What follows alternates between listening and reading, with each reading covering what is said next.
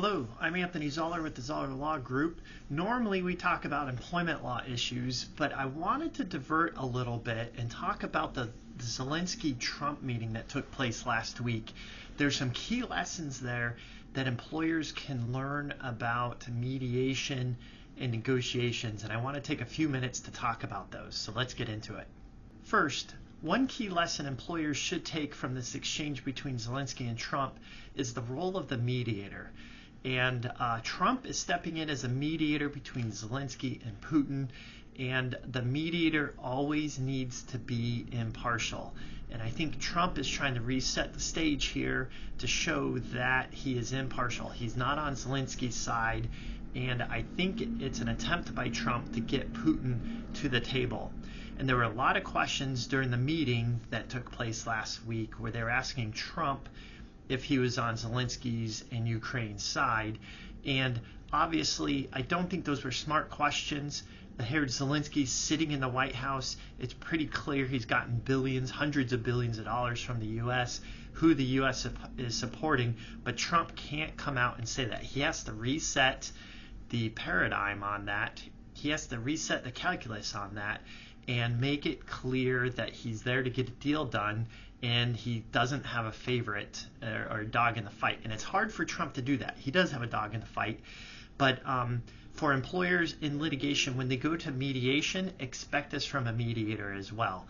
They'll be friendly up front, but they're going to push back on your position and on both sides to show, hey, I'm this impartial mediator, and I don't favor one side or the other. Now, think about it. If you're Putin and Trump is saying he supports Zelensky, that's going to stop the negotiations there. You're not going to want to engage in negotiations if Trump totally supports one side.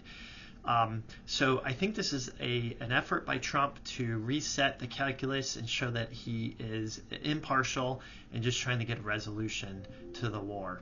Next, I want to address the suit question that came up to Zelensky. Why wasn't he wearing a suit? Somebody asked him during the exchange. I don't know if it's the smartest question. Some people are saying it was a stupid question, but I think Zelensky could have handled that a little better too. And normally, I'm a big proponent about wearing a suit, respecting the forum that you're in. As attorneys, we wear suits when we show up to court.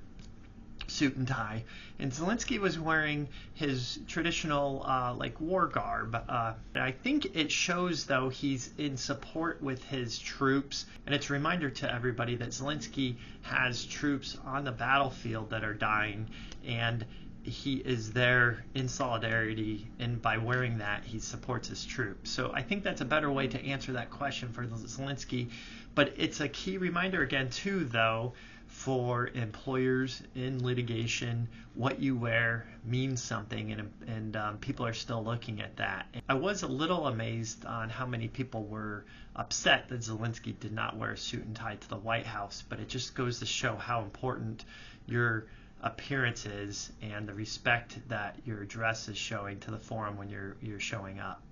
Third, the other issue that I want to point out in this exchange is that Zelensky has put himself in a tough position. He's playing two roles. He's being the diplomat, trying to get a deal resolved, but he's also basically acting as a general. And again, his dress shows that he is basically a general. He should have an advocate there, a general, a proxy like that on the fighting side that could be super aggressive, and then he could be the politician, the diplomat, to get a deal done.